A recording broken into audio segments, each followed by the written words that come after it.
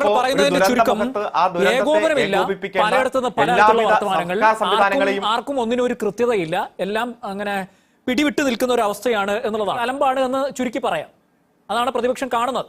സമൂഹത്തിലെ തിന്മകളെ ഞാൻ എന്നും എതിർത്ത് പോന്നിട്ടുണ്ട്. അവിടെ ഞാൻ ആരുടെ മുഖം നോക്കാറില്ല. 2-3 വാക്കുകൾ ഞാൻ പറയാം. അയ്യോ എന്റെ നികുതി പണം, ജനങ്ങളുടെ നികുതി പണം എടുത്ത് ചെലവഴിക്കുന്നു. എത്ര തവണയാ ശ്രീ വി ഡി സതീശൻ പറഞ്ഞേ? ഞാൻ പറയാനുള്ളത് മുഖത്ത് നോക്കി പറയും. അതെന്റെ ചെറുപ്പം പോലെയുള്ള ശീലമാണ്. ഒരു ഉടായിപ്പിന്റെ മണം അടിക്കുന്നില്ലേ? അയ്യോ എന്തൊരു ദൂർത്താണിത്. മുഖ്യമന്ത്രി ഹെലികോപ്റ്ററിൽ യാത്ര ചെയ്യുന്നു. ഏത് ദുരന്തം കാണാൻ പോയ മുഖ്യമന്ത്രി, അല്ലാതെ മുഖ്യമന്ത്രി യാത്ര ചെയ്തിട്ടില്ല. ഓ പിണറായിയുടെ ഹെലികോപ്റ്റർ, ആ വാചകം 2 മാസമായിട്ട് താങ്കൾ കേട്ടോ? ഞാൻ കേട്ടിട്ടില്ലല്ലോ. അസൂയ കൊണ്ട് പലരും പറയാറില്ല, അതുകൊണ്ട് ഞാൻ സ്വയം പറയുന്നു. പിണറായിയുടെ ഹെലികോപ്റ്റർ അയ്യോ കടക്കടിയിൽ മുങ്ങി. സതീശന്റെ ഹെലികോപ്റ്റർ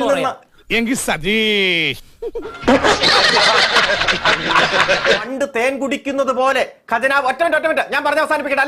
അല്ല 1 മിനിറ്റ് അനുവാദം ചോദിച്ചിട്ട് തന്നെയാണ് ഞാൻ പറയുന്നത്. ഭൂവിൽ നിന്ന് വണ്ട് തേൻ കുടിക്കുന്നത് പോലെ കടം വാങ്ങിക്കാതെ ഖജനാവ് നിറയ്ക്കാൻ കഴിയുമെന്ന് പറഞ്ഞിട്ട് നിങ്ങൾക്കറിയോ, വെറും 70 ദിവസം കൊണ്ട് 18,400 കോടി രൂപയാ കടമെടുത്തേ. പൂവിൽ നിന്ന് വണ്ട് തേൻ കുടിക്കുന്നത് പോലെ പൂമ്പാറ്റ പരാഗണ കൃത്യത്തെ കാര്യത്തിലാ ആരെയും ദ്രോഹിക്കാതെ 2 മാസത്തിനുള്ളിൽ 18,400 കോടി രൂപ കടമെടുത്തിരിക്കുകയാണ്.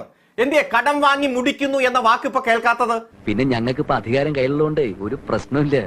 ഈ ഇതേ മുഖ്യമന്ത്രി പ്രതിപക്ഷ നേതാവായിരുന്ന വി ഡി സതീശൻ എപ്പോഴും പറയുന്ന വാക്കായിരുന്നല്ലോ, ദുരിതാശ്വാസ നിധിയിലേക്ക് ഇപ്പൊ പറയും. അന്ന് എന്താ പറഞ്ഞേ? നയാ പൈസ കൊടുക്കരുത്. ഗവൺമെന്റ് ഉത്തരവ് കീറി കത്തിച്ചത് നമ്മൾ കണ്ടതല്ലേ? 6 മാസം കൊണ്ട് ഈ ഗവൺമെന്റ് മൂക്കും കുത്തി താഴെ വീഴും. വായും പൊളിച്ചിരുന്നാ മതി. അങ്ങാടി തോറ്റന് അമ്മയുടെ അടുത്ത് കുതിര കയറുന്നതിന്. അതുകൊണ്ട് പഴയ പ്രതിപക്ഷമാകാൻ ഞങ്ങൾ ആഗ്രഹിക്കുന്നില്ല. പഴയ പ്രതിപക്ഷം ഞങ്ങൾ അനുവർത്തിക്കില്ല. മറിച്ച് ഞങ്ങൾ എന്താ പറഞ്ഞേ? എല്ലാവരും ഒറ്റക്കെട്ടായിട്ട് ഇറങ്ങാനാ പറഞ്ഞോണ്ടിരിക്കുകയാണ്. അയ്യടാ ഇപ്പൊ അങ്ങനെ ആയോ? ഞങ്ങൾ അവരെ പോലെയല്ല എന്ന് പറഞ്ഞ് താങ്കൾ അതിന്റെ കൂട്ടത്തിൽ വിമർശിക്കുന്നത് പഴയ കാലത്തെ ചില കാര്യങ്ങൾ, മുഖ്യമന്ത്രി പറഞ്ഞ വാക്കുകൾ. അപ്പൊ ഇങ്ങനെയല്ലല്ലോ. ഞാൻ ചോദിക്കുന്നത്, വാടകയ്ക്ക് എടുത്തിട്ടിരിക്കുന്ന ഹെലികോപ്റ്റർ അല്ലേ? അതെങ്ങനെയുണ്ട്? അതിനൊരു വാടക കാലാവധി ഇല്ലേ? അത് ഉപയോഗിച്ചാലും ഉപയോഗിച്ചില്ലെങ്കിലും കൊടുക്കണ്ടേ? ഇപ്പൊ അത് പറത്തി, എന്താ കുഴപ്പം? അതുകൊണ്ട് പഴയ വിമർശനങ്ങൾ റദ്ദാക്കപ്പെടുമോ? എനിക്ക് സംശയമാണ്, ചോദിക്കാം. അല്ല അതെ, വാടകയ്ക്ക് എടുത്ത ഹെലികോപ്റ്റർ ആണ്. അന്ന് പിണറായിയുടെ ഹെലികോപ്റ്റർ ആയിരുന്നു. അന്ന് പിണറായിയുടെ ദൂർത്തായിരുന്നു. അല്ല ഞങ്ങൾ വിളിക്കുന്നില്ലെന്നേ. ഞങ്ങൾ പഴയ പ്രതിപക്ഷമല്ല മിസ്റ്റർ. UDF പഠിച്ച സ്കൂളിലല്ല ഞങ്ങൾ പഠിച്ചത്. ഞങ്ങൾ ഉത്തരവാദിത്തമുള്ള പ്രതിപക്ഷമാണ്. ഈ പറഞ്ഞ അതേ വാചകങ്ങളൊന്നും ഞങ്ങൾ പറയുന്നില്ല. എന്താ പറഞ്ഞത്? നികുതി ഭീകരത, കേന്ദ്രം പെട്രോളിന്റെ വില കൂട്ടിയ, ഞങ്ങളത് പറയുന്നില്ല എന്ന് പറഞ്ഞ് കൂട്ടത്തിൽ അതിങ്ങനെ പറഞ്ഞുകൊണ്ടിരിക്കുന്നു. ഇതെന്ത് പരിപാടിയാണ്? നമ്മളൊരു ആവേശത്തിന് പറയുമ്പോൾ ഒരു കൊഴുപ്പുണ്ടാവാൻ ഈ പുട്ടിന് ഒരു പീരായിട്ട് കൊടുക്കുന്നതല്ല. അയ്യോ താങ്കൾക്ക് വിഷമമുണ്ട്. അല്ല താങ്കൾ തന്നെ പറഞ്ഞല്ലോ.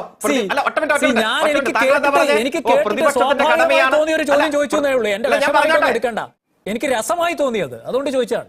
നിങ്ങൾ രണ്ടാളുടെയും കൂത്തും കൂടിയാട്ടവും ഒക്കെ ഞങ്ങൾ ഒരുപാട് കണ്ടതാ. എന്നാ സ്വാഭാവികമായിട്ടുള്ള ചോദ്യം. ഓക്കെ, വിഷമമില്ല, ഞാൻ മാച്ച് കളഞ്ഞു. വിഷമമല്ല, സ്വാഭാവികമായ താങ്കളുടെ ചോദ്യം. എന്തേ ഈ ചോദ്യം ഒന്നും നേരത്തെ വരാത്തത്? ഈയിടെയായിട്ട് കുറച്ച് ഉളപ്പുന്നുണ്ട്. അയ്യോ നികുതി പണം പോകുന്നു, ജനങ്ങളുടെ നികുതി പണം പോകുന്നു എന്ന് പറയുന്നതും, ഈ നികുതി ഭീകരത എന്ന് പറയുന്നതും, അതേപോലെ കടമെടുത്ത് മുടപ്പിക്കുന്നു എന്ന് പറയുന്നതും 70 ദിവസത്തിനുള്ളിൽ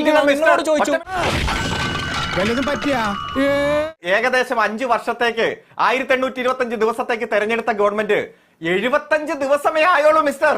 ഈ 75 ദിവസത്തിനുള്ളിലാണ് ഈ പറഞ്ഞ കാര്യങ്ങളെല്ലാം.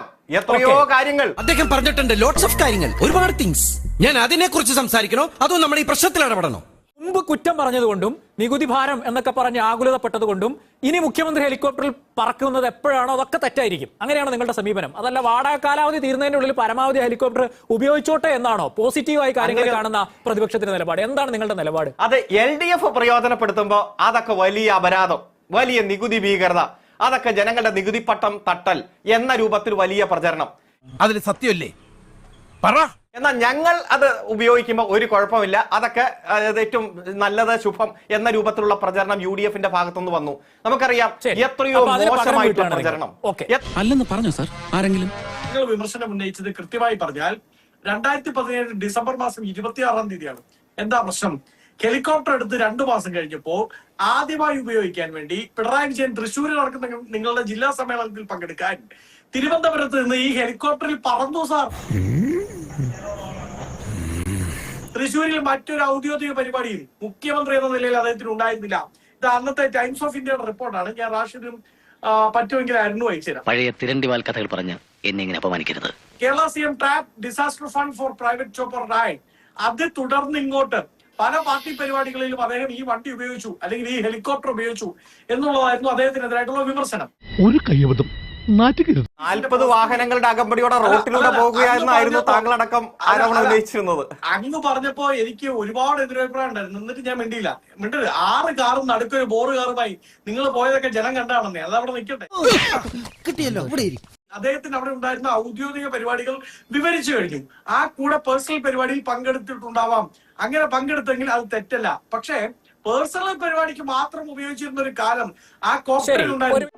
ഇതേതാണ്ട് എലിക്കണിയിൽ സൂനവെട്ടതുപോലെ. ഈ പറയുന്ന വാടക ഇനത്തിൽ കൊടുത്തു നോക്ക്. 2 or 3 ചോപ്പർ മേടിച്ച് അങ്ങോട്ടും ഇങ്ങോട്ടും പറക്കാനുള്ള പൈസ വാടകയായിട്ട് കൊടുത്തിട്ട് കഴിഞ്ഞു. അപ്പൊ അതിന്റെ പിന്നിൽ, ആ എഗ്രിമെന്റിന് പിന്നിൽ ഒന്നെങ്കിൽ ഒരു ദീർഘവീക്ഷണമില്ലായ്മ ഉണ്ടായിട്ടുണ്ട്, അല്ലെങ്കിൽ അതിന് പിന്നിൽ ഒരു അഴിമതി ഉണ്ടായിട്ടുണ്ട്. മൊത്തം കുഴപ്പമില്ലെണ്ണ.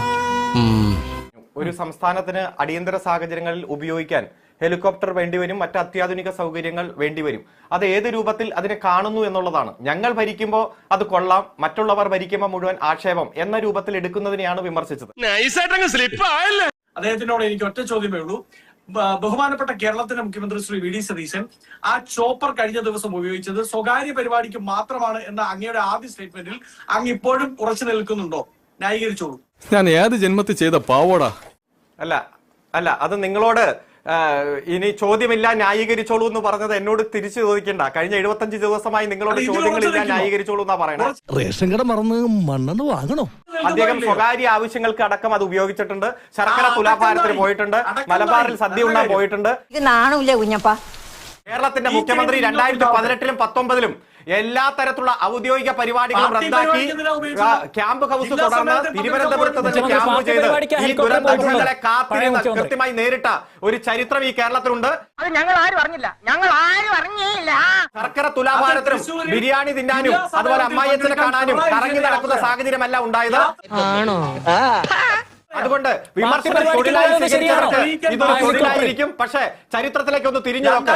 10 കൊല്ലം വിമർശനം മാത്രമല്ലേ നിങ്ങളുടെ തൊഴിൽ? ആ വിമർശനം തൊഴിലാക്കി മാറ്റിയവരാ 10 കൊല്ലം. കഴിഞ്ഞ സർക്കാർ കാലത്ത് കഴിഞ്ഞ മുഖ്യമന്ത്രി ആ ചോപ്പർ ഉപയോഗിച്ച് പാർട്ടി പരിപാടിക്ക് പോയത് തെറ്റല്ലേ? ധാർമ്മികമായി തെറ്റല്ലേ?